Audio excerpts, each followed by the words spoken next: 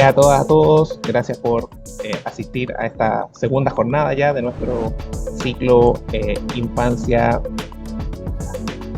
Educación y Agonía del Mundo. Reflexiones sobre las posibilidades de enseñar y aprender a vivir juntos y juntas. Así que en ese sentido, damos la cordial también bienvenida a nuestro colega también del departamento, profesor Cristian Hernández. Y bueno, por supuesto a nuestras invitadas, la profesora Camila Marchán y la profesora María Marta Fernández.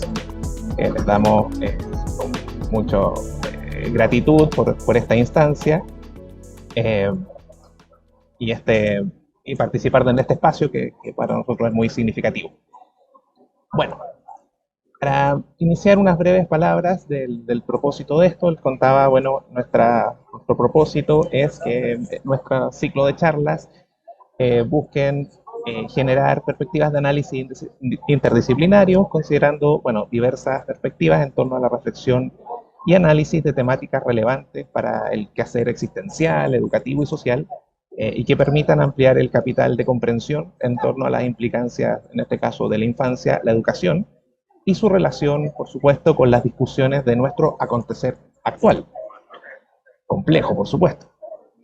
Nosotros aquí buscamos también, en este sentido, que se puedan abordar propuestas de discusiones relevantes, como la pedagogía, la diversidad, la inclusión en los espacios escolares, en la educación superior, en ética, en sexualidad, en migración, en pandemia, en ciudadanía, en temas de salud, vinculantes con el mercado, por supuesto, son temáticas transversales a este tema y que hemos abordado en nuestras charlas, por supuesto.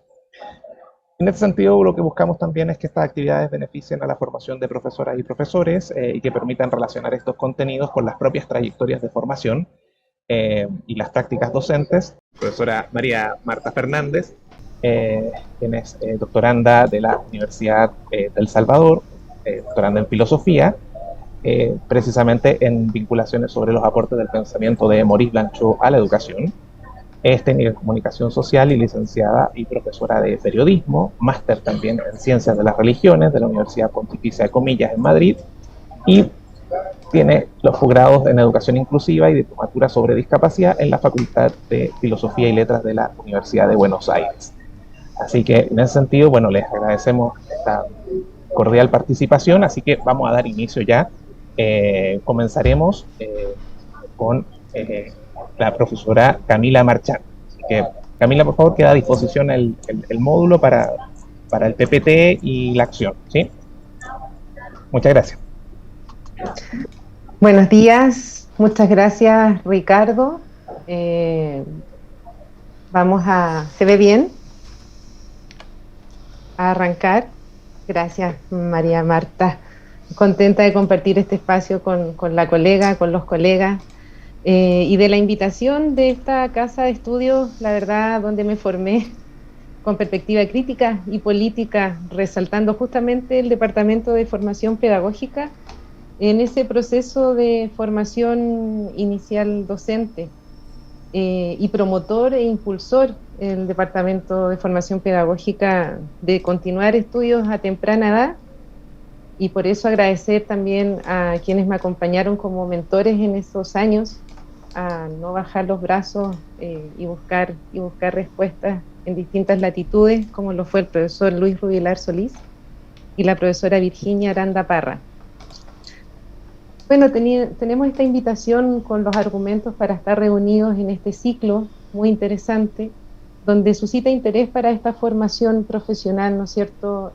Generar estos espacios, como decía Ricardo, que reconozcan estas relaciones, implicancias y tensiones en torno a temas relevantes para la reflexión educativa en una sociedad cambiante y compleja. Me llegó como sostén, ¿no es cierto?, para construir la presentación, con el abordaje de temáticas desde la pedagogía, diversidad, inclusión, ética, sexualidad, migración, pandemia, ciudadanía, para tener este enfoque de la infancia y reflexionar nuestra actualidad, ¿cierto? Y ofrecer a la comunidad universitaria y otras comunidades que nos puedan acompañar en esta conversación este espacio crítico y analítico para comprender los contextos académicos y profesionales. ¿Desde dónde participo yo? Desde justamente el ejercicio de formar profesores y profesoras ya hace 12 años y liderar esos procesos en el ámbito de la pedagogía en educación diferencial en el sistema educativo, en distintas casas de estudio, y que son 12 años que reflejan grandes transformaciones sociales, ya que llegan a situar y resituar la responsabilidad de la atención a la diversidad, trasladándola desde la reducción de lo que fuese una escuela especial a la amplitud que nos ofrece la escuela regular, ya con todo un panorama jurídico legislativo que se ha renovado, enhorabuena, y que ha consagrado una perspectiva de derecho sobre cualquier otro sesgo anquilosado y representado en cuerpos de profesores y profesoras que se resistieron a las transformaciones de la escuela como reflejo de las transformaciones de la sociedad. Quisiera compartir esta lámina donde reconocemos un mundo real entre comillas, cada uno comprende el mundo, ¿no es cierto?, desde su propia mirada, pero este mundo nos ofrece la escuela con estas letras mayúsculas para destacar que es una escuela, y es sinónimo de diversidad esta escuela. Y hoy día es sinónimo de una diversidad que habita un espacio de pospandemia, con viejas generaciones que gobiernan y se encuentran desajustadas a los desafíos cotidianos, ¿verdad?, de este espacio, y en el ingreso al mismo tiempo de nuevas generaciones en procesos de formación inicial docente, que están reformateadas, ¿verdad?, y que encuentran esta tensión de cómo vamos a gestionar este espacio común, esta escuela, y cómo vamos a llevar a efecto, ¿no es cierto?, lo dispuesto en una perspectiva legal, como señalo acá, desde un plano jurídico que no ha logrado modificar la rigidez del pensamiento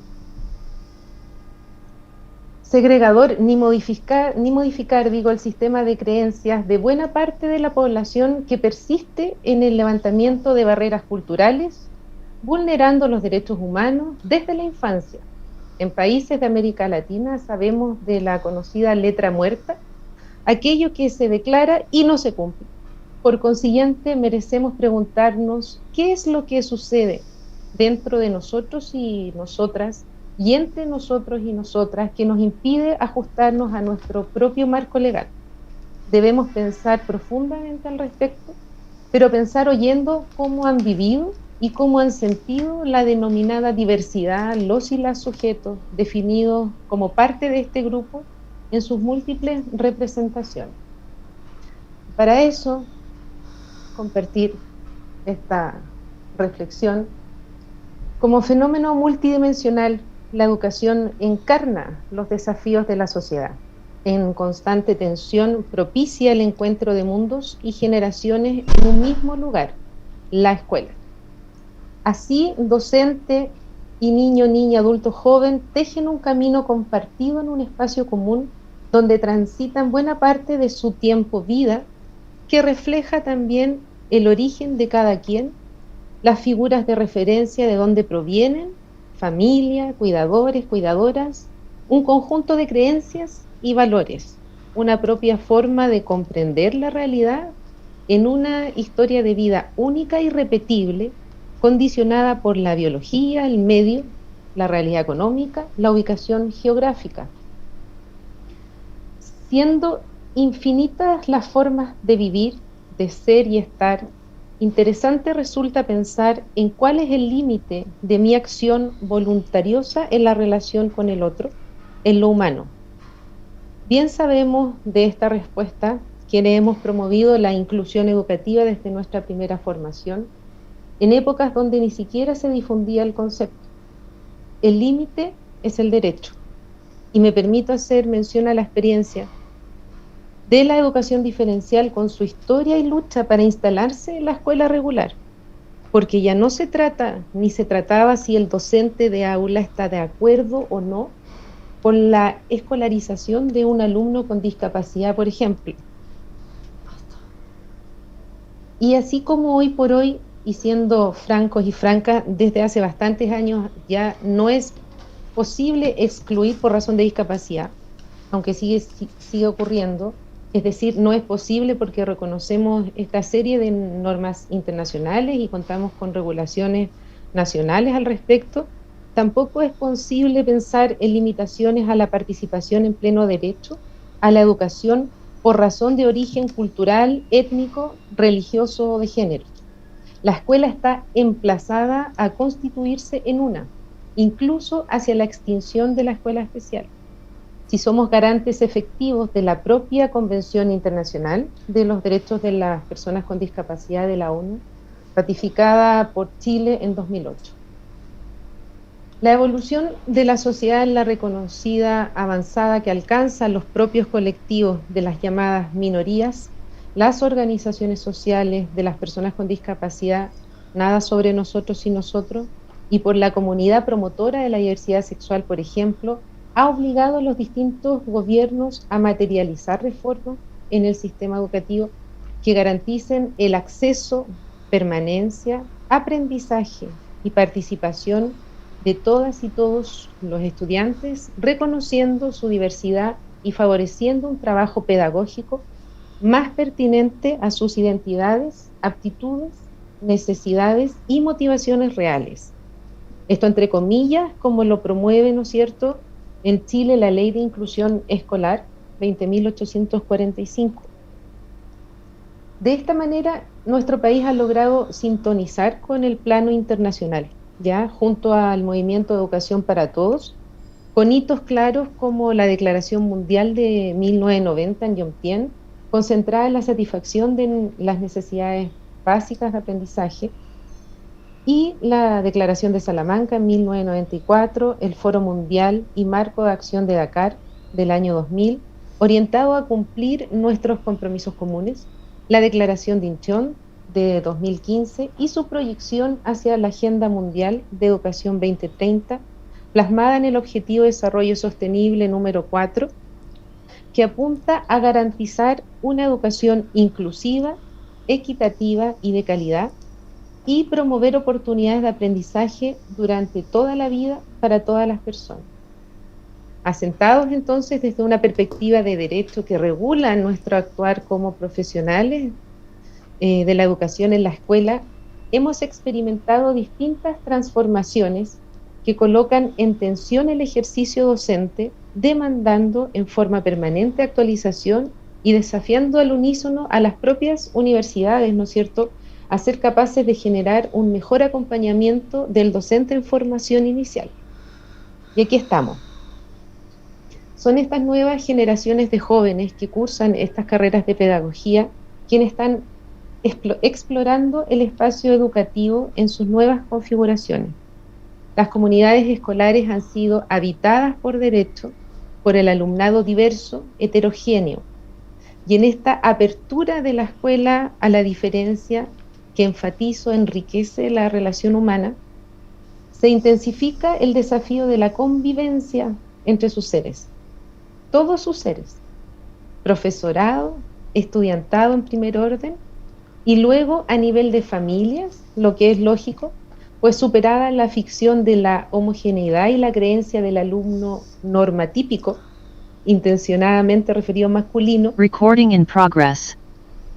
Estamos emplazados y emplazadas a reconocernos y colaborarnos para alcanzar metas compartidas en un proceso que trasciende a la escuela y se relaciona con la urgente transformación social para la propia supervivencia de la especie. Somos la especie depredadora de su propio ecosistema, y con esto quisiera cruzar el doble reto que nos presenta una convivencia en la escuela en un mundo post-pandémico. En este retorno a la presencialidad, y particularmente crudo en un país como Chile, que adoptó medidas estrictas que perduraron más que en otras latitudes del globo, hemos sido testigos de bochornosas situaciones de violencia en el espacio escolar, protagonizada incluso por los propios apoderados y apoderadas trenzados a golpes. la salud mental al rojo y afectadas las habilidades sociales, observamos preocupantes las alteraciones psicológicas concentradas en adolescentes y jóvenes. Si dedicamos nuestra labor al trabajo con los otros, con las otras, en sus sensibles etapas del desarrollo, y asumimos esta realidad compleja, la primera invitación es explorarnos a nosotros y a nosotras mismas. El estado de nuestra propia psiquis, si es parte de mi configuración como docente, propiciar un desarrollo psicosocial armónico en la población estudiantil a mi cargo. Y la premisa es simple: no puede contener quien no está contenido. Y el estar contenidos no habla de dependencia emocional, sino habla de equilibrio interno, de paz espiritual, que demanda autoexploración y muchas veces sanación. Es parte de nuestra misión fundamental generar climas armónicos dentro de la escuela, y la diversidad del alumnado presente en las aulas es el punto de quiebre que emplaza y convoca a la comunidad al respeto y valoración profunda del otro, de la otra. Dicho de otro modo, tolerancia, pero para tolerar al otro y otra no debe significar ese otro u otra una amenaza a mi persona. Su diferencia, su presencia en el espacio que yo habito, no es solo plausible, sino necesaria. La diversidad nos invita ineludiblemente a una sana convivencia y desarrollo socioemocional armónico, puesto que nos refleja la naturaleza humana de infinita variedad, donde todos y todas somos un aporte desprendidos de la productividad, donde la dimensión valórica supera el individualismo y las lógicas de la competencia, tan encarnada con el neoliberalismo. Esta es la base de la no violencia en la escuela. Es urgente que acompañemos los procesos de formación inicial docente desde el autocuidado y las relaciones interpersonales nutritivas. Finalmente, debemos movilizarnos desde el cuerpo académico e incorporar temáticas modificando el esquema curricular conforme lo reclama la realidad. Eso es verdad, pero también es cierto que el estudiantado, profesorado en formación inicial, debe tender a acciones propositivas en el desafío conjunto que tenemos por delante, y no delegar solamente o esperar pasivamente, porque esta responsabilidad es compartida como ciudadanos y ciudadanas responsables que confluimos en una sociedad herida, fracturada. Cada joven decide si se constituye en un agente de cambio, porque la convicción es interna, tal cual comentaba al inicio, refiriendo a quienes hemos creído en la educación inclusiva hace más de 2 décadas. Y volvemos a la lámina inicial con una cita de Kaplan, donde habla de la trama vincular en la escuela. Constituye un territorio simbólico donde el que pueden tejerse lazos de solidaridad y reconocimiento o respeto mutuo. La institución educativa participa reforzando o bien contrarrestando los muros simbólicos que nos dividen, nos separan, nos segregan y nos excluyen. Y en esta relación nos situamos hoy día en este ejercicio, ¿no es cierto?, de acompañamiento de las nuevas generaciones, tratando de guiarlas, ¿verdad?, en lo que quizás nosotros tampoco sabemos hacer, de cómo tejer esta acción pedagógica en la escuela de hoy día, en la coyuntura y en los desafíos que nos dejó el COVID-19. Y también quisiera en esta oportunidad, para cerrar, compartir un trabajo último en el contexto del programa postdoctoral, que tuvo justamente la metodología del enfoque biográfico narrativo en el desarrollo de historias de vida, ¿verdad?, para conocer cómo se experimenta, cómo se habita la relación con el medio social, que muchas veces se siente amenazante en la representación de una de las formas de la diversidad, como la discapacidad. Para concluir lo que hemos conversado con las colegas y los colegas, en un agotamiento, ¿verdad?, de esta educación inclusiva que tuvo su apogeo hace ya bastante tiempo. El desarrollo integral desde temprana edad es plausible en entornos regulares en la escuela, ¿qué es una? Y vamos a seguir con esa misma idea, siendo esta, se ha dicho de paso, una invitación a dejar de hablar de educación inclusiva y acostumbrarnos a referir a una educación de calidad con valores profundos desde una perspectiva de derecho, respetuosa de la diversidad de las infancias y juventudes, donde no hay lugar para la violencia entre pares. Yo me pregunto, ¿quién se apoderó de la denominación escuela? ¿O quién le puso apellido a la escuela regular o escuela común? Para que debamos entender que en esa institución no hay lugar para la discapacidad u otras diversidades. Y con eso agradezco los minutos para compartir hoy día. Ricardo. Ahí. Muchísimas gracias, Camila. Vamos a conversar. Yo creo que después podemos dejar las preguntas y el diálogo para después. Ya tomé varias notas al respecto. Así que vamos a continuar con nuestra conversación, de caso. Ahora va a presentarles a la profesora María Marta Fernández. Así que, Maru, por favor, el escenario. Ahí está. El escenario tiene escenografía propia. Claro. A ver si lo hago bien. Bueno, agradecerles el espacio, agradecer el encuentro. Compartido una vez más, espalda con mi compañera Camila Marchán, que no es la primera vez que nos encontramos tratando de un poquito pensar en conjunto, ¿no? Esa es la idea. Mientras que siga la educación inclusiva como tal y sigamos enredados en la inclusividad o la exclusividad, porque, digamos, si hay inclusión, hay exclusión, perdemos bastante tiempo en la educación.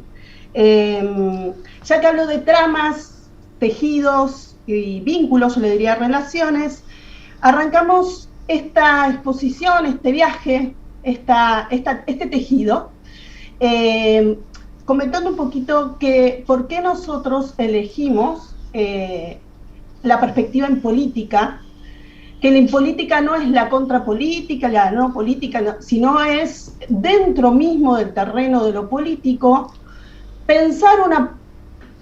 poder pensar y poder cuestionar, interpelar en profundidad, problematizarnos, tratando de salirnos de esa relación tan plasmada en la modernidad, de un soberano, un todo, un uno, y el individuo viendo a ver cómo hace con eso, ¿no? Eso es como una ubicación, ¿no? En el tejido les voy a dar un par de pistas. Vamos a empezar, sí, por lo político, para poder hacer una crítica hacia la modernidad.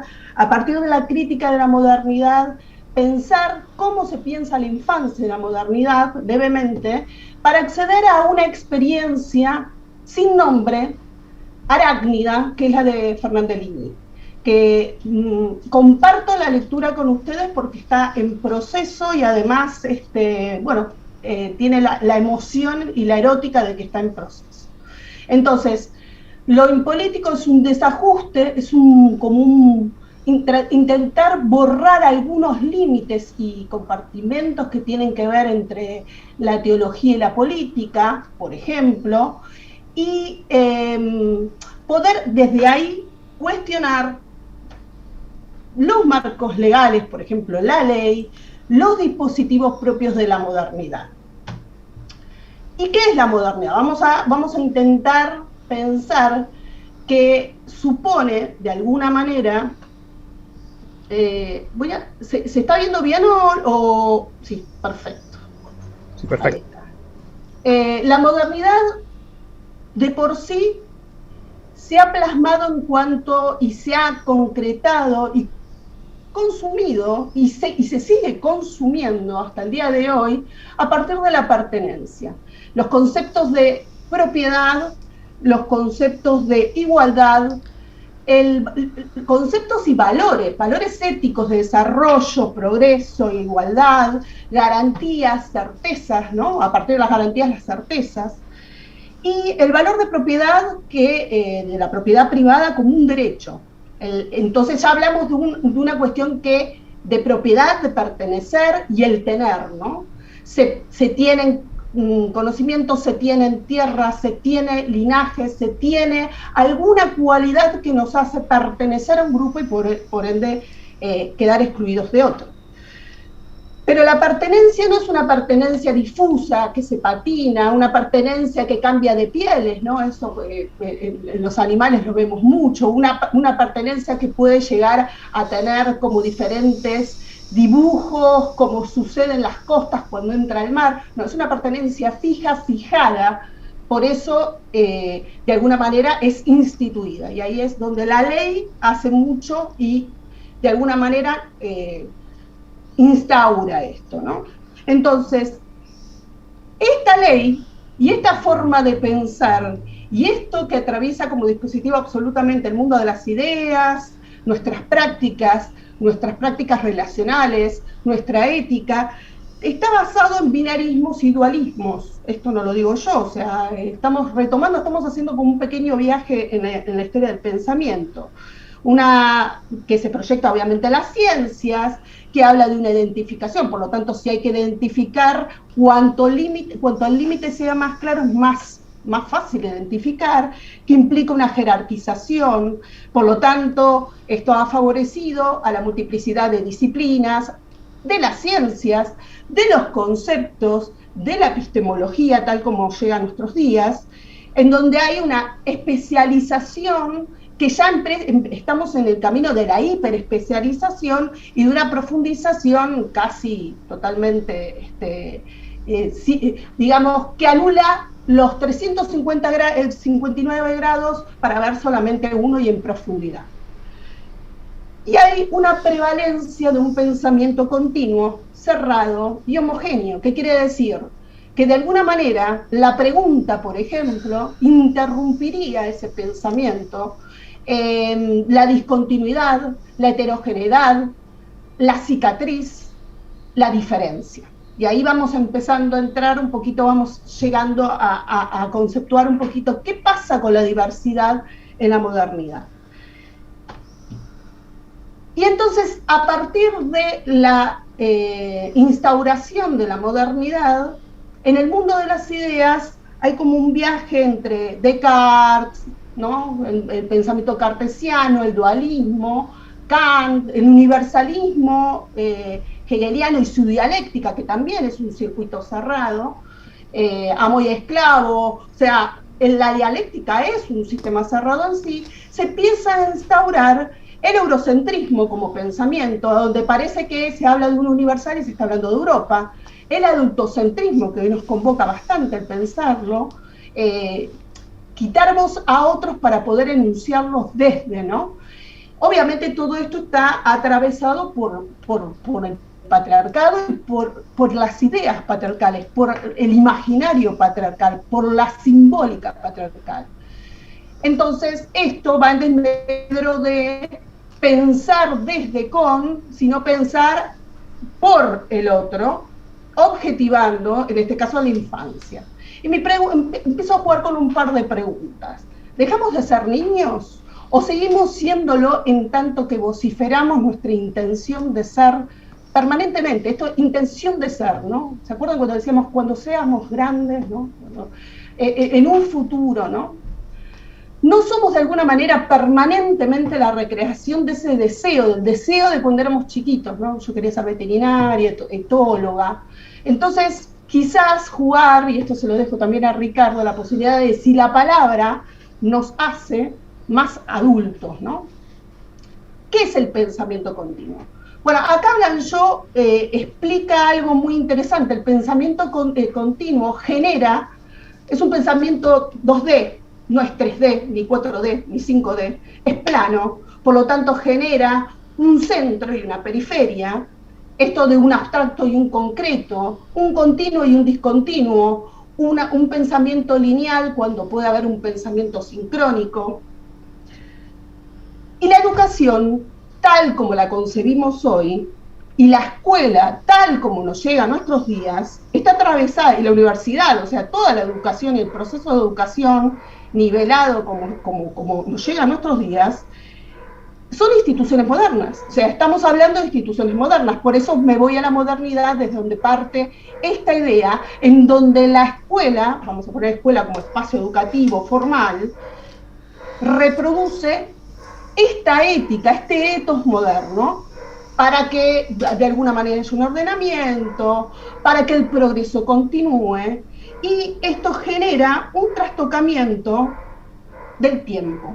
Pero antes de hablar de trastocamiento del tiempo, pensemos en cómo la educación nos hace pensarnos en la infancia como algo que es una promesa, ¿no? La infancia es una promesa, porque parece que están latiendo y en algún momento vas a hacer, pero no, ¿sabes qué? Cuando llegues a primaria, ¿no? Cuando llegues a secundaria, cuando te recibas vas a hacer, y uno se recibe de la universidad y está en la misma situación, siempre lo bueno está por venir.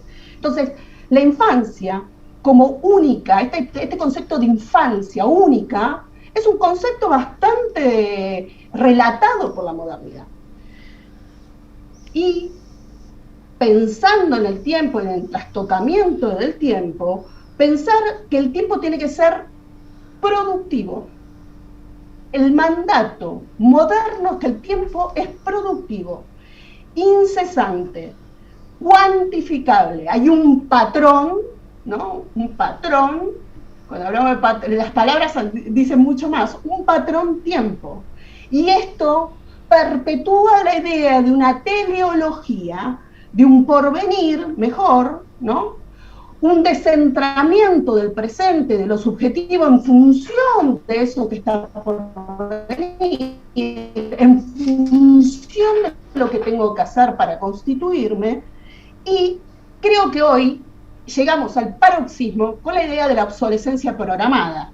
La obsolescencia programada, que la estamos escuchando todos, ya es la programación del tiempo de utilidad. Y si pasa con las cosas, ojo, ojo, porque esto termina cayendo, y son discursos que terminan atravesando cualquier cuestión, incluso a nosotros mismos, ¿no? Aparte, la propuesta modernista no solamente tiene un trastocamiento del tiempo, sino también espacial, entre lo propio y lo ajeno. Ya la pertenencia genera lo propio y lo ajeno. Los que pertenecen, ¿no? Nosotros y los otros, los incluidos y los excluidos, la enfatización de la exclusividad, desde el concepto de, que en la educación se escucha mucho y la infancia está sometida a esto, los mejores, los elegidos, los más aptos. Lo que causa desde entonces el afán promovido por las instituciones de un exceso de individuación. Tenemos blanco, negro, mestizo, heterosexual, bisexual, transexual, no binario, queer, capaz, discapaz, intelectual, cognitiva, motora, visceralmente, rico, pobre, vulnerado, vulnerable, centro, periferia. Estamos todo el tiempo tratando de identificarnos.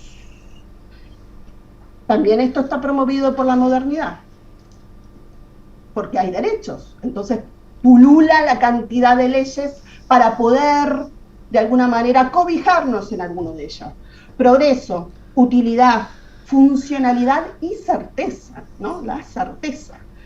Contiene todo esto la inercia que produce, si hay una cara, hay una contracara. Si hay funcionalidad, hay descarte. Si hay utilidad, hay despojos.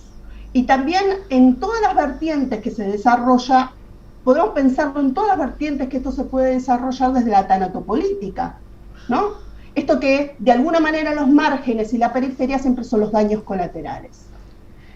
Sobre el mandato de ser productivos, basado en el principio ordenador del tener, de la propiedad, tenemos la idea de linaje, pertenecer por linaje, pertenecer por sangre, pertenecer por tierras.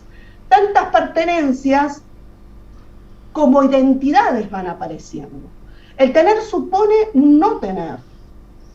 Lo que en la economía se llama, y lo habrán escuchado, costo de oportunidad. Esto es clarísimo. Si yo tengo algo, dejo de tener otra cosa. Es la doble cara todo el tiempo. Y aparece una lógica de carencia. El mandato de producción sustentado en el principio ordenador y valor fundante de la modernidad, que supone tener, todo eso, implica un no tener. Y a partir de eso, si alguien no tiene, Hay una idea permanente, simbólica, de algo que no es suficiente, de algo que es necesario, que siempre se necesita. Hay una idea de carencia y hay una idea de deficiencia.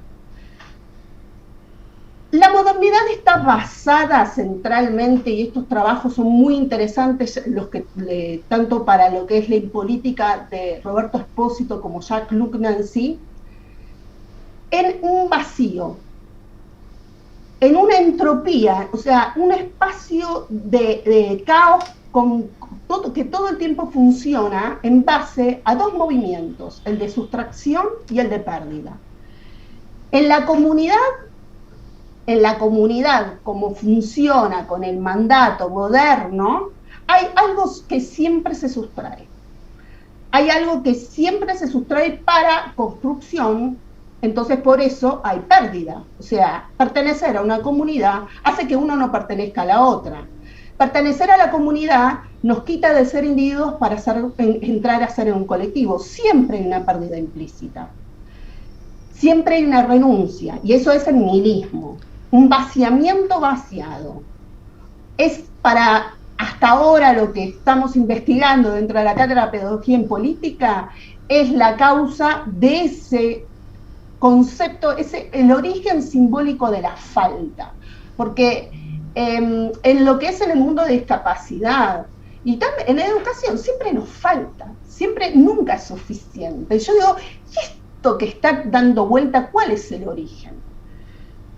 Sobre este vacío se constituyen las instituciones, como un relleno simbólico, una manera protésica de salvar ese vacío. Entonces ahí surge la familia, la iglesia, el Estado, la justicia, el lenguaje, como una mediación social, como una prótesis, un órgano faltante, una deficiencia, de alguna manera reemplaza y nos deja hacer frente a ese vacío tan extremo que es que nos produce esa idea de compensar el vacío, dice Espósito. Entonces, lo único que hay de certeza es que cuando es el ser común, el bien común, ese común está ligado a una falta. En conclusión, ante esa falta, lo que aparece es la representación. Acabo de escuchar a la compañera que dice, bueno, porque tenemos que hacer y hacemos que las cosas parecen que las leyes están, pero no funcionan. Porque algo que pasa aquí, que esta representación, piensen en el teatro, es un hacer como. ¿Ah? Es una ficción, es una ilusión. La ilusión vital de Jean Baudrillard va de esto, o sea, y tanto, hay muchos, han esperado mucho en diferentes marcos teóricos para poder pensar estas cosas. Entonces, la falta, la sustracción, y esta pérdida supone violencia, ¿tá? Supone violencias, distintos tipos de violencias, violencias simbólicas, violencias ontológicas, violencias físicas y reales, o sea, yo soy de un partido comunista y vienen los otros que son de derecha y me pegan, o sea, la violencia está instituida, está dentro digamos, del germen de la modernidad.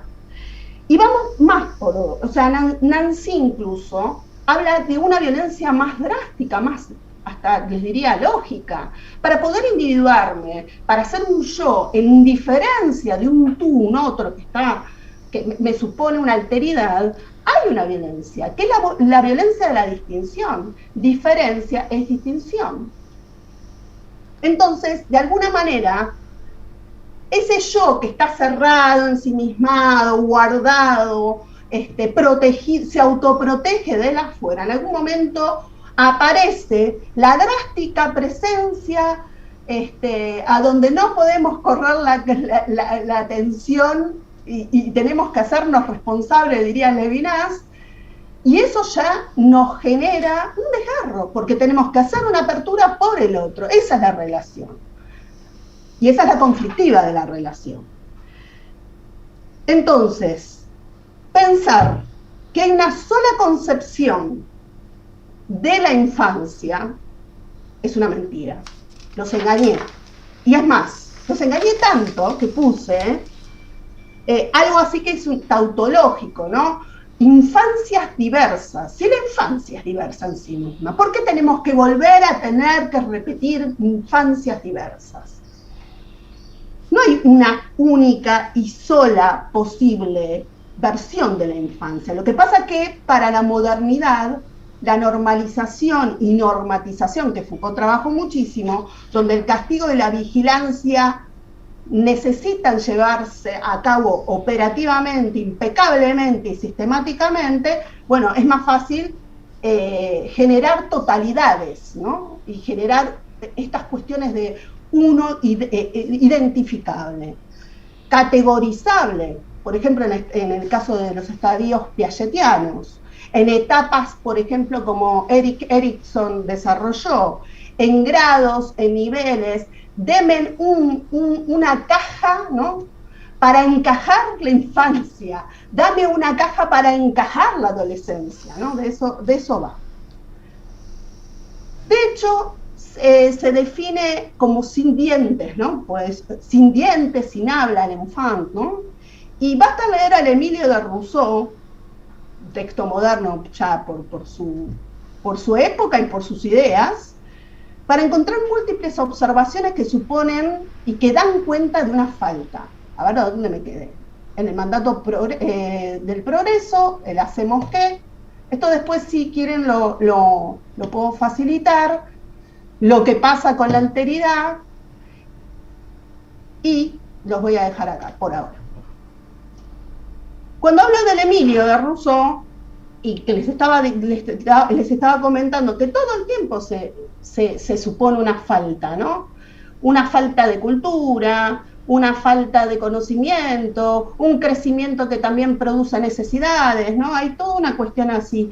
Y llegamos a el paroxismo de la incompletud, ¿no? En donde llega la adolescencia, que me gustaría saber de qué se adolece, ¿no? ¿Qué se padece? Más que el crecimiento hormonal, yo creo que no se padezca nada más, pero bueno, hay también un padecimiento, es otra de las grandes miradas positivistas, ¿no?, médicas, la reconfiguración hormonal, ¿qué se padece? La necesidad de entrada a una comunidad de adultos, no sé qué se padece. Philippe Ariès, en sus varios trabajos como historiador y cuidadoso de todo esto, explica que realmente el concepto de infancia tiene que ver con la modernidad y cómo fue también creciendo la idea de infancia a partir de que en la religión cristiana aparece un niño Jesús, de alguna manera incorporar en el imaginario simbólico un cuidado por los niños, porque lo que pasaba era que un niño es un lastre en una vida tan compleja y tan inhóspita como era el medioevo, tan difícil, con tantas hambrunas, con tantas guerras, con tantas muertes, era difícil sostener eso. El infanticidio era lo común. Entonces, de alguna manera, culturalmente se empieza a construir la idea de infancia. Entonces, pensar las infancias, que es muy reciente, fíjense que hasta están los museos de los juguetes, y uno ve que los juguetes no hacía tanto tiempo que había juguetes, ¿no?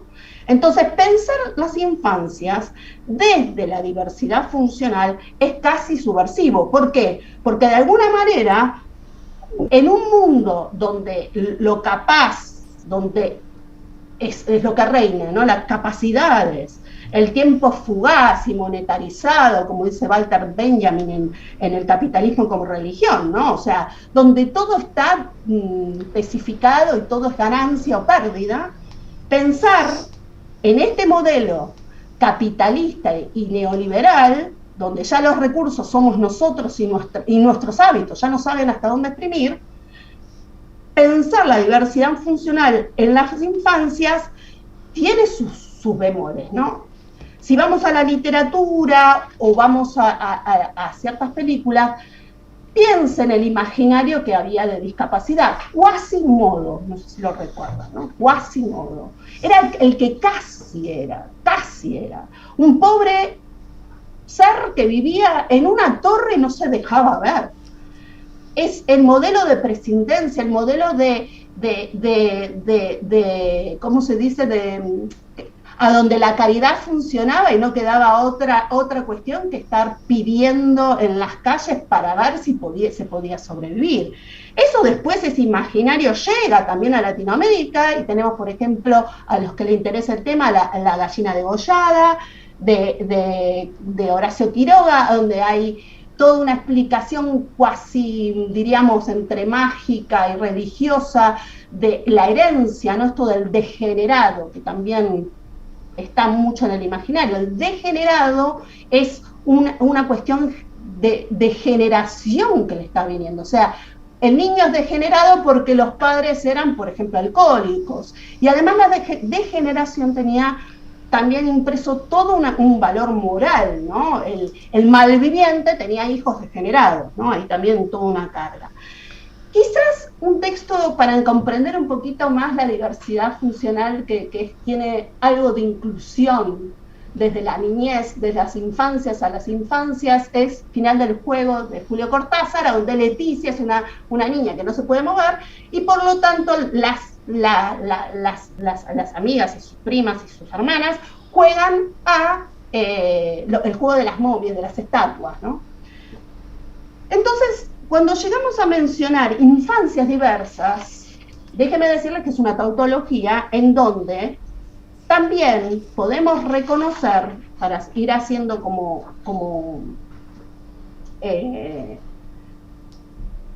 un poco ya cerrar esta primera parte, la diversidad es parte de la vida. Entonces, el tiempo, la percepción del tiempo en las infancias ha hecho una impronta que para mí en la pandemia hizo la crisis más grande. ¿Por qué? Porque hay una idea de proyecto. Y acá es el otro punto que quiero tocar. La idea del proyecto es, juguemos un poquito con la idea del proyecto. Como les estaba diciendo, el proyecto se sostiene en el futuro, porque no se eyecta el futuro, es un proyectio, ¿no? Las infancias se supone que son el proyecto de la humanidad. Miren qué lindo legado les estamos dejando. Y esto adjudica la inscripción de los términos de proyecto. Por ejemplo, un proyecto está diseñado a priori. O sea, el proyecto es un apriorismo. Lo bueno siempre está por venir, que ya lo dijimos, a pesar de que haya cambios de presentes, es como que el futuro es estático, ¿no? Entonces, el proyecto siempre aplica anteriormente, porque total, parece que el futuro es lo más concreto que tenemos, porque bueno, evidentemente mucho de lo racional ha hecho mucho daño en nuestras cartografías de vida, ¿no? Entonces, cualquier azar rompe absolutamente cualquier diseño, por lo tanto no se incorporan los azares. El proyecto, como les dije, es una proyección del presente. Y el proyecto es coherente a la historicidad, por lo tanto, la percepción del presente supone una reparación futura. La educación, esto tiene que ver con la sensación de anacronismo de formas y contenidos, porque todo está hecho con muchísima antelación, sin ajuste. Entonces, claro, cuando se llega a ese momento, claro, tenemos como currículas del año sin actualización, en donde los problemas siguen siendo los problemas de otros. No estoy diciendo que no se usen marcos teóricos, porque miren, podemos pensar la educación hoy a partir de Platón. No es el problema ese. El problema son las diferentes tensiones que empiezan a jugar en las infancias, en donde el proyecto mayor es que ese ser sea funcional y productivo. Esa es la tristeza de la modernidad y de su propio fracaso, es una profecía del fracaso. Y un inciso a la vocación. La vocación es lo que se quiere ser, ¿no? Es parte del proyecto, porque depende de la vocación, parece que se ajusta al proyecto, parece. La vocación es lo que se quiere ser, lo que se desea hacer. Es la voz que nos pone al mundo, nos expone, nos da en esa experiencia. Aunque sea múltiple, la modernidad siempre nos dice, vos qué querés ser, como si fuera único, y esa es la vocación. Sin embargo, se alinea a un continuo, como la univocidad de la vocación, una útil y mediada por la necesidad de producción y pertenencia. porque también en nuestras infancias les generamos una presión a la exigencia de que saben que pueden pertenecer o no según lo que hayan elegido. Yo recuerdo 17 años, 18 años viendo que iba a ser el resto de mi vida. Si ni siquiera ponemos el dinero en un crédito, tenemos relaciones que son conflictivas en el tiempo, digo, se les exige mucho, como decir, 15 años, ¿qué preferís, biológico o ciencias sociales? ¿No? O sea, digo, es como mucha presión para que uno pueda delinear el proyecto con mucha antelación. Y la vocación, entonces, es dirigida culturalmente por las necesidades, juicios, valores que se tienen en el momento y que se entienden en el entorno. O sea, la vocación termina siendo un híbrido entre las voluntades culturales y los deseos personales. Retomando el proyecto, las condiciones de posibilidad son para la modernidad: que el proyecto tenga una finalidad, que esté relacionado con la capacidad de producir, que sea de utilidad para la sociedad, cuyas necesidades son mediadas simbólicamente por las necesidades del progreso y de la propiedad. En la educación, como dijimos, diseñada tal y como la vimos desde la modernidad, se enseña a proyectar, se vive un proyecto educativo, y las infancias, incluso hasta los docentes, son parte de ese proyecto, como objetos y como sujetos. El proyecto tiene también la particularidad de estar impregnado por la premisa moderna de hacer cómo. Entonces, es esto, vamos a los congresos y hacemos cómo, que participamos. Van al colegio y hacen cómo, que están, pero están con la cabeza a otro lado. O sea, es todo un hacer cómo. Y aparece Deligny. Ahí les había dejado, por si alguien quiere merodear un poquito y ya vagabundear en su biografía. Digamos que su historia lo llevó como huérfano a atravesar guerras, por lo tanto se instruyó casi en un hacer, estando como maestro especial. Luego participó en diferentes experiencias donde dijo claramente: lo más importante es la libertad de estos vagos, crápulas y vagabundos, como le decía él, porque luego de la Segunda Guerra, yo siempre tuve esta pregunta, se lo comentaba el otro día a mi equipo: ¿qué pasaba con la cantidad de niños y niñas que andaban merodeando por las ciudades devastadas de la Europa de Segunda Guerra? Claro, en algún lado los tenían que meter, en un asilo. ¿Dónde podemos parar este grupo de muertos de hambre y andrajosos? Ese fue como un contacto muy profundo para él, en donde empieza a delinear la pedagogía. Él no se siente pedagogo, empecemos por ahí. Él dice que es etólogo, cineasta, pero no se considera pedagogo ni educador. Pero aparece a partir del movimiento de lo arácnido, de comprender esto. Esto es, por ejemplo, una cartografía de los niños de la comunidad donde él vivía. La mayoría eran autistas, niños jóvenes, niñas, niños, niñas, las infancias autistas, en donde él empezaba a trabar con trasear, ¿no? Con trazos, iba como delineando las trayectorias de estas personas dentro del espacio. Y ahí empieza como a ver este reflejo con lo arácnido.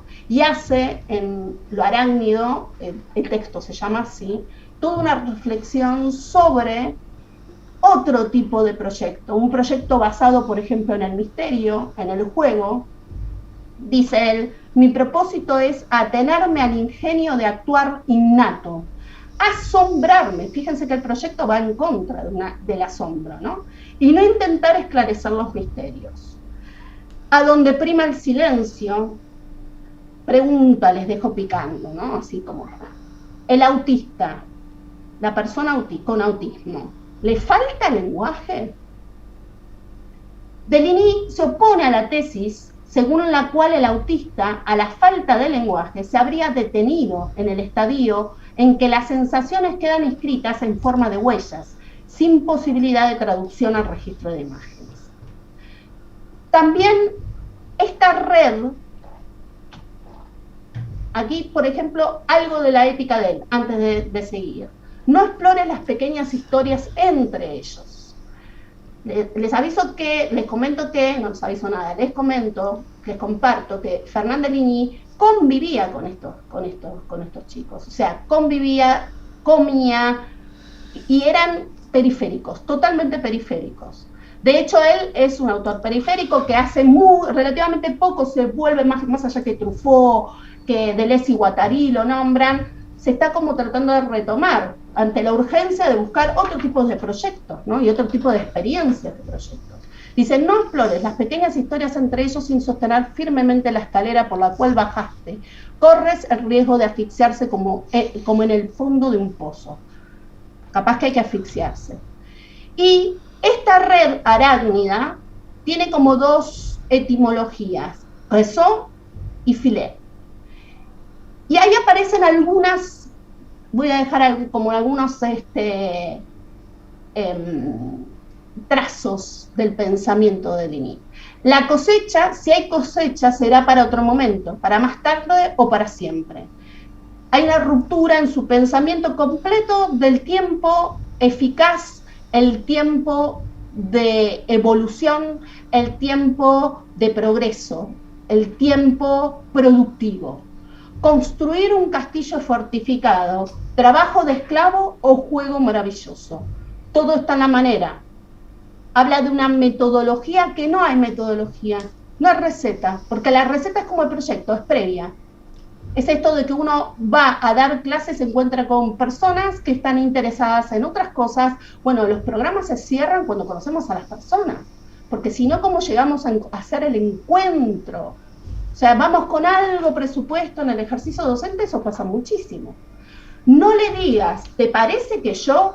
Quizás eres un adulto modelo, de seguro no eres un modelo de niño. Y esto habla del antropocentrismo y del adultocentrismo, por ende. Esta cuestión de que es totalmente colonizante la mirada que tenemos de los niños y de las infancias, de las adolescencias. Y nos olvidamos que seguimos siendo un niño en perpetuo. Y hacer ese recuerdo, por más que uno lo salve, lo pegue, como el otro día hablamos y decíamos, es como un collage. Capaz todo, esto es como el manifiesto en contra de la modernidad, el todo tuyo. Cuando nosotros pensamos en las capacidades, en lo que queremos, en lo que pretendemos, ese todo es de uno, no es un todo de la otra persona. Ahí hay una cuestión de responsabilidad y respeto. Y yo no adhiero a la idea de tolerancia, porque hay uno que tolera y otro que es tolerado. Entonces, ¿qué nos cuenta de Ligny? Y ya para terminar.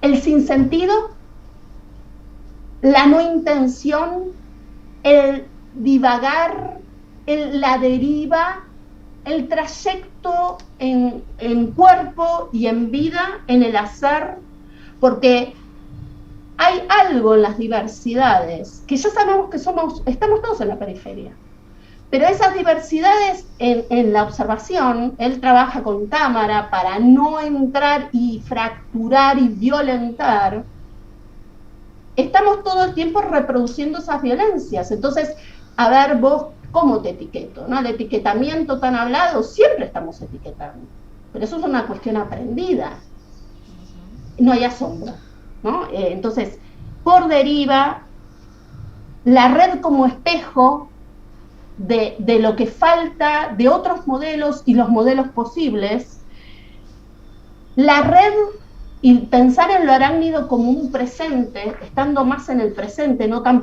proyectados y eyectados al futuro, y sin método, entonces fuera de las lógicas de apriorismos.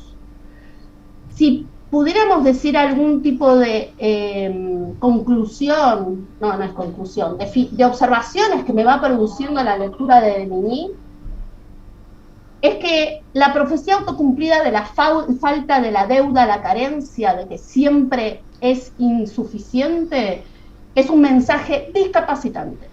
O sea, estamos siendo reproductores de discapacidades y excluyentes. O sea, y esto es una gran, digo, como personas, como en relación madre, padre, docentes, o sea, donde estemos, hay algo de eso que está todo el tiempo replicando, generando necesidades y generando consumo. La exigencia de un futuro proyectado prediseñado, o sea, una exigencia ciega, y la exigencia de un tiempo desestructurante, que tiene que ver con ficciones y artificios de obsolescencias programadas que nos inventamos, con obsolescencia programada, y las categorías son ejercicios que suponen frustración. O sea, uno instaura una categoría y se rompe, porque somos demasiado diversos. El ejercicio está por otro lado. Así que cierro aquí para poder empezar a hacer el real encuentro, que es dialogar.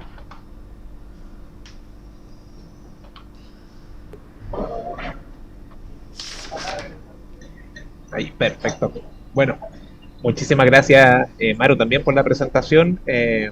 Bueno, vamos a abrir tenemos algunos minutos para conversar, para consultas. Ahí, así que por favor ahí pueden levantar su mano o espontáneamente. Sí, por favor, adelante.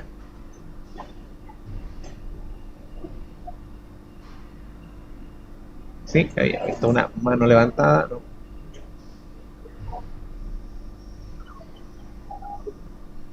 Sí, bueno, vamos a...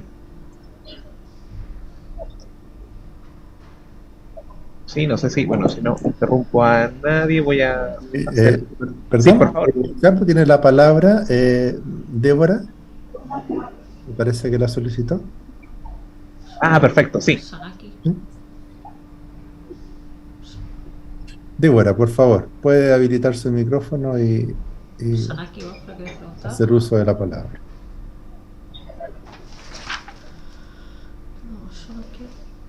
Ah, quizás sea Janaki, que está con nombre de Débora, ¿puede ser? Claro. Hola.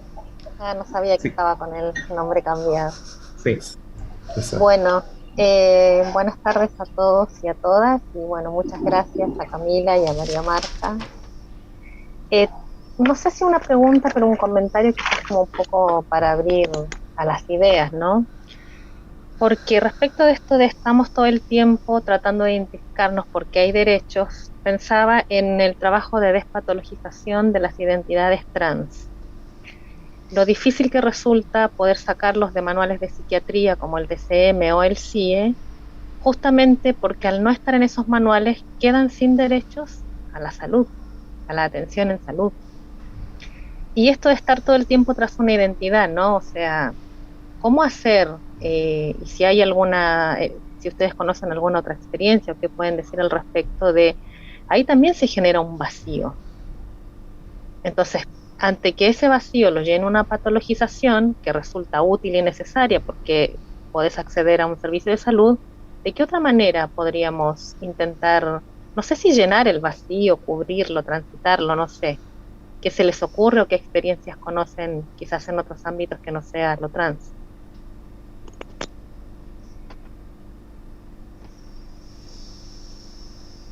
Me he hecho a ruedo. Por favor, Permiso. María Fernanda. Me encantó porque hablando de desestructurar hay dos Déboras Bielostowski, es genial esto, con dos caras diferentes. Está pasando. El problema es la legitimación médica, que tiene que ver con el positivismo, el racionalismo y con el patriarcado y con la modernidad. Si hay diagnóstico, hay visibilidad. Y esto, cuando vos preguntabas otro tipo de ejemplos, al punto que las personas con discapacidad en Argentina requieren de un diagnóstico y de un pediatra que escriba que necesitan, por ejemplo, apoyo educativo. Vos me contarás qué pediatra, más allá de los intereses personales, no voy a juzgar, o digamos, vamos a abrir la posibilidad, ¿cuántos pediatras tienen conocimiento de discapacidad o de enfermedades poco frecuentes, porque digo, tenemos las discapacidades, tenemos las enfermedades poco frecuentes, que por poco frecuentes, como no está en el cuánto, ¿no? El cuánto estadísticamente no es la masa crítica, no está visibilizado. Pero digo, ¿cuántos pediatras que ni siquiera muchos saben de discapacidad, por ejemplo el síndrome de Down, es una hoja y media en no sé qué libro importante de la pedagogía, de la pediatría de 1800 y pico, 1900, y sigue siendo el mismo? Digo, ¿cuántos tienen conocimientos de educación? Sin embargo, dependemos de ellos para que nos pidan todos los apoyos necesarios en educación. Entonces, el problema es extinguir, erosionar, ni siquiera erosionar, abrir otros canales en donde la experiencia vital es posible desde el respeto y responsabilidad del otro. Punto. No les está funcionando mucho, ¿eh? La pandemia fue bastante crítica en cuanto a justamente todas las identidades, todas gritábamos, los mayores, las personas con parálisis cerebral, los que trabajamos en salud. Creo que la cuestión está agonizando, es muy bueno el nombre, ¿no? Estamos todos en agonía, pero es una agonía, un fin sin final, demasiado sostenido, lo que está pasando con la modernidad y con el capitalismo y con el patriarcado, ¿no? Todo simbólicamente, no me estoy agarrando de nadie en plan sujeto, ¿no? Camila, no sé si querés... Sí, gracias, Maru. Complementar por defecto profesional la responsabilidad que nos queda, ¿no es cierto?, en el ámbito educativo, en el progreso de la educación sexual integral inserta en las comunidades educativas. Comentar que tenemos experiencia en estos momentos de proyectos de investigación y vinculación con el medio, justamente para avanzar en materia de educación sexual y afectiva con población con discapacidad. Imagínense si ya no es un asunto que adopta la escuela para el común, ¿verdad? La escuela regular, menos se piensa para este otro tipo de poblaciones. Así que me parece que una buena apuesta por la despatologización es comprender el espacio educativo como un agente, ¿no es cierto?, que va a acompañar y desde tempranas edades esta diversidad. Bien. Muchas gracias. Si tenemos más preguntas o comentarios. Bueno, yo voy a hacer uso de la palabra. Está imposible no tener ganas de comentar porque me parecen bien interesantes los abordajes. Bueno, yo como tengo una formación un poco tomista y a veces se me sale, voy a organizar esto por tema. Así que primero le voy a hacer una pregunta en relación a lo expuesto por Camila, en realidad un comentario, y luego a Maru. Sí, porque bueno, Camila, me parecieron bien interesantes estos temas como de pensar la infancia como límite, y ese límite, el derecho, lo que pone una cuestión ahí bien... como bien compleja y de harta atención, en sobre todo la idea de conformar una ciudadanía, de cómo pensar también, o repensar la infancia, pero o la experiencia de la infancia desde una ciudadanía ahí también, como un ciudadano, una ciudadana, por decirlo así, que tiene una cierta experiencia que difiere, en el sentido de, se distingue, de la conformación, por decirlo así, de la estructura más bien adulta. Entonces me parece que esos términos son bien claves, y abren también una serie de elementos como de análisis que yo creo que me parecen bien interesantes, y como los abordas, pensando también en estas como aproximaciones a propuestas respecto de los cuerpos académicos. Yo creo que ahí hay una cuestión bien de cómo también quienes conforman, quienes educan a profesoras y profesores, deben necesariamente también como ponerse en cuestión respecto de sus formaciones. Entonces, me parece que eso es bien interesante. Bueno, al respecto, quizás una consulta de ya quizás un término más generales, pero ya que pusiste el tema de pensar el otro, que el otro se ve principalmente como una amenaza, ¿cuál sería la transición, por decirlo así, para pensar una convivencia y una convivencia más sana en ese sentido? Porque claro, es difícil como surcar esas aguas. Entonces, eso sería como la reflexión como de esta comentario pregunta. Y pregunto al tiro a Maru para que también agradezco muchísimo la presentación porque también da cuenta como de la impronta moderna, de cómo nosotros también continuamos en ese, no sé cómo llamarlo, paradigma de comprensión del pensamiento, de la conformación del adulto, de la política, del bien común, que es una cuestión bien interesante porque recubre esta suerte de esencialismo a lo que estamos acostumbrados y que finalmente no podemos, parece, escapar de ello. Varias cosas interesantes, o sea, me parece bien la aproximación con Teligny a la cuestión de lo arácnido como posibilidad de quizás de implotar esta como trayectoria de pensamiento común que tenemos. Esto de, a ver, me encantó esto de se deja la infancia, se deja como con esa pasividad como necesaria quizás. Esto, me acuerdo de texto, creo que es el Conversaciones de Gilles Deleuze, que decía somos devenires niños presentes. Como de alguna manera esta cuestión, bueno, de la lógica del proyecto que está implícita en estos relatos del cuando seamos grandes, bueno, como y bueno, y esta cuestión de la infancia como desde el que no habla, el que está fuera del logos, pero también el adolescente como el que adolece, y desde esa etimología que también muchas veces va formando significado al interior de la comunidad. El adulto pareciera que es siempre el que está completo, pero bueno, de alguna manera la presentación nos deja que la conformación de pensamiento, o sea, digo a nivel lógico formal y a nivel político de la modernidad, nos ha entregado permanentemente una constante ilusión, que es la de entender el mundo como una totalidad de sentido, no dejando espacio o bien queriendo incorporar la diversidad o la diferencia a esa totalidad, es decir, transformar lo diverso en algo común, como lo que hace, que tú comentaste ahí bastante bien, como lo que hace el modelo neoliberal, que de alguna manera lo que hace es absorbe las diferencias, las resistencias, las absorbe en un modelo de consumo.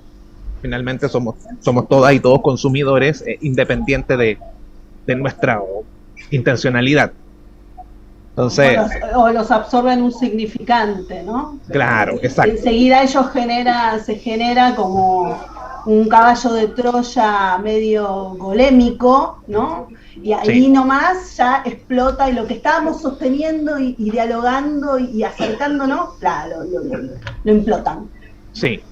Y bueno, y desde ahí, claro, la pregunta es en realidad más comentario si pudieses como desarrollar este concepto de la tanatopolítica, que me parece súper interesante, y que puede dar también luces de cómo abordar esta comprensión quizás problematizadora de esta costumbre, de este acostumbramiento moderno que hemos heredado, a pensar en este caso la escuela y la infancia particularmente. Ya, eso no. Gracias. Cuando vos, varias cuestiones, cuando vos decías fuera de logos, creo que en ese rastreo hay que dejarnos perder bastante con Teligny, porque él como resguarda ese silencio, ¿no? de las personas con autismo. Por eso la pregunta que hice en un momento. Luego es esta confianza que tiene a partir de la certeza y un montón de recursos que se va, y es un poco derivado de esta pregunta de tanatopolítica, ¿no? A donde uno puede entender lo tanático como falta de eros, ¿no? Que creo que el neoliberalismo lo tiene en muchos aspectos, ¿no? O sea, esta cuestión casi fantasmagórica también, y esta construcción impresionante que para mí nos están haciendo cada vez más acercarnos y como relacionarnos y familiarizarnos, que es lo zombie, ¿no? Esta cuestión de que también no solamente se juega con el descarte, porque cuando hablo de descarte, ¿no? De daños colaterales, todo esto tiene que ver con la tanatopolítica, en donde es mucho para muy pocos y muy poquito para muchísimos. Entonces ya hay como una cuestión implícita de estos daños colaterales. Y por otro lado, esta ficción, porque además estamos en un relato. Yo cuando veía Matrix y todo el mundo decía, tiene que ver con el budismo y no sé qué, ¿no? La película Matrix, ya ahí uno empieza a mostrar la edad que tiene, ¿no? Pero esta cuestión de un relato, ¿no? El relato reparador, el relato tranquilizador, no importa lo que pase por debajo y por los costados. Entonces, la maquinaria de producir periferia, permanente marginalidad, es como la institución o sea, es como que lo que instituye y sostiene al neoliberalismo. Y es una tanatopolítica. Uno sabe que se dispone hay una decisión política y no siempre es guerra como está pasando. Digo, hoy por hoy estamos atravesados post pandemia de un montón de situaciones existenciales, de rupturas existenciales, en un mundo que parece que hay palabra para todo, porque hay algo del vacío entrópico neoliberal y además propio de la modernidad, que no es el mismo vacío que habla, por ejemplo, de Lini, o no es el mismo vacío, no sé, taoísta, en el Tao Te Ching, que puede parecer que es un vacío de vacancia. O sea, nos volvimos barrocos, y además no solamente somos barrocos, si tememos el espacio y tememos el vacío, sino también clonamos. Y si no podemos clonar, nos volvemos obesos. Si no podemos clonarnos, nos volvemos obesos, nos da cáncer. O sea, el cáncer, yo siempre lo digo en las charlas, o sea, es muy impactante el no reconocimiento de una célula con otra, como empieza a ver en esa implosión de desinteligencia que produce el cáncer. Entonces la tanatopolítica es en un montón de aspectos. Y además, en esta cuestión zombie, en donde la estética zombie es nuestro futuro más cercano y única certeza, la muerte, que se nos viene encima y nos amenaza. O sea, ya la amenaza ya empieza a ser como casi metafísica, porque ya como el infierno escatológicamente ya no sostiene nada, bueno, ¿sabes qué? Puede llegar a pasar en este plano. Entonces, todo esto a las infancias yo creo que le supone una sola palabra: déficit, carencia, necesidad. Es como el desayuno permanente de cada día.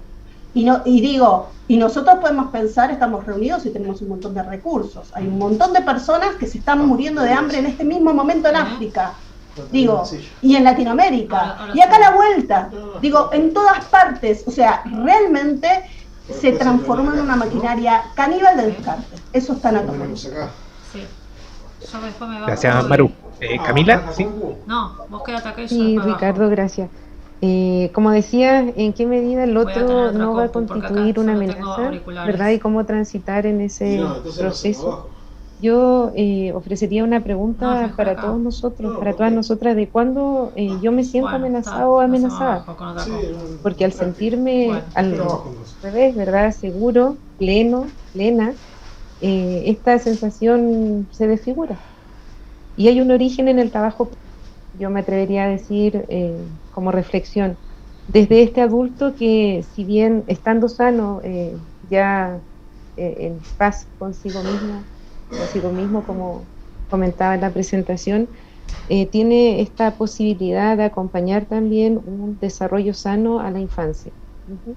Y en eso no transmite ni refleja sus propios conflictos frente a la diferencia, que es un poco la base de esta amenaza, en esta diferencia que se ha ocultado, ¿no es cierto?, durante mucho tiempo, lo deforme, lo que sale, ¿no es cierto?, de la homogeneidad que tanto le gusta al estereotipo del profesor como estudiante, esta cosa extraña que va a ser disruptiva y va a poner en tensión mi capacidad de dominio sobre el grupo, en definitiva.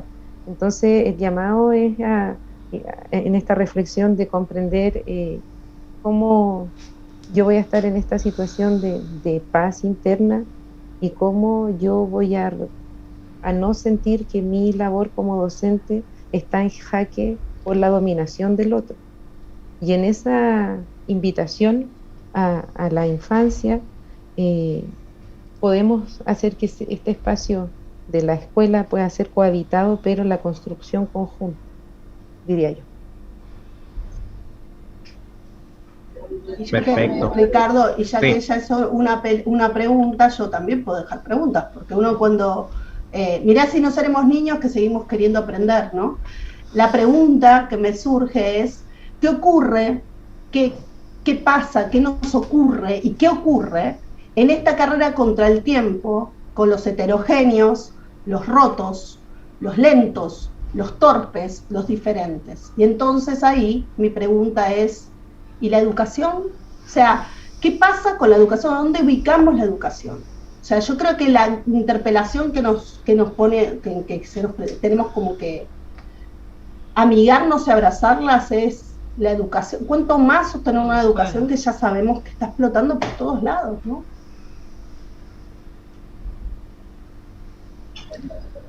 Perfecto, gracias Camila, Maru, por no solo la presentación, sino que también el abordaje, las reflexiones.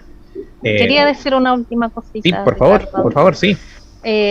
Sí, tomando esto de la educación, y tomando también lo que dijo Camila, también de la educación, que aparece como una buena salida, pero yo que estoy ahí medio la mitad en Argentina y la mitad en Chile, tengo la experiencia de la ESI en Argentina y toda la resistencia que eso ha tenido y sigue teniendo, más ahora se ha endurecido esa resistencia y toda la lucha de las agrupaciones de las mamis y de los familiares y de quienes, de los que se ven perjudicados por la ley. No hay lucha de los que están adentro de la norma, pero en las infancias trans es como el único caballo de batalla la ESI y tiene una resistencia terrible, y ahí entramos en lo que Camila decía, la letra muerta. Entonces, digo, no tiene que ser adentro de una escuela para que sea una experiencia de aprendizaje necesariamente. Entonces, ¿cómo aportar? A mí siempre me sale desde lo micropolítico, ¿no? Desde ahí, del trabajito de hormiga, pero bueno, es un poco lento eso, digo. ¿Qué podemos hacer? También lo dejo ahí como para pensar, de qué manera educar y que no quede en una ley que finalmente, nada, queda en la ley escrita nomás. Sí, yo también me pregunto, ¿se escucha? Que cuando se habla de escuela, si va a seguir existiendo la escuela. ¿Qué escuela? ¿Se tiene que seguir llamando escuela? ¿Para qué? No sé, es como que una escuela, no sé, como vos decías, Camila, pero creo que si hay que cambiarla, por ahí hasta que hay que cambiar el nombre.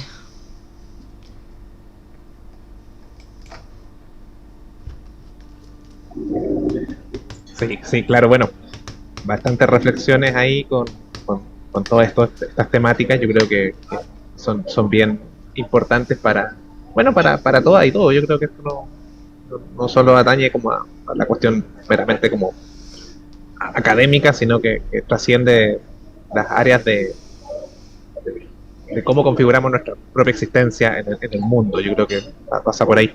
No sé, Cristian, si quieres agregar algo más para ir ya cerrando, porque ya sé que tenemos ahí con TENIC el horario más o menos prefijado, pero... Bueno, por mi parte, mucho que reflexionar, ¿no es cierto? Me quedo con la cita con que hacía mención a la temática del autismo, ¿no es cierto? Se hace una cita, una referencia al autismo. Yo creo que no es menor pensar un poco en esa duda que a veces se instala en la sociedad frente a si el autista tiene incapacidad para comunicarse o simplemente no es que tenga incapacidad, es que el contexto con el cual interactúa le impide comunicarse, dadas las condiciones, muchas veces influenciadas o afectadas por factores emocionales, por identidades co-construidas, que de alguna manera estimulan esa falta de comunicación, pero una vez resuelta o disuelta esas barreras o esas co-construcciones o esas significaciones, la comunicación puede fluir de alguna forma. Entonces, es una pregunta interesante atendiendo a que de alguna manera todos tenemos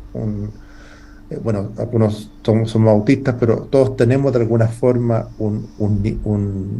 una parte de ese autismo en nuestra constitución genética.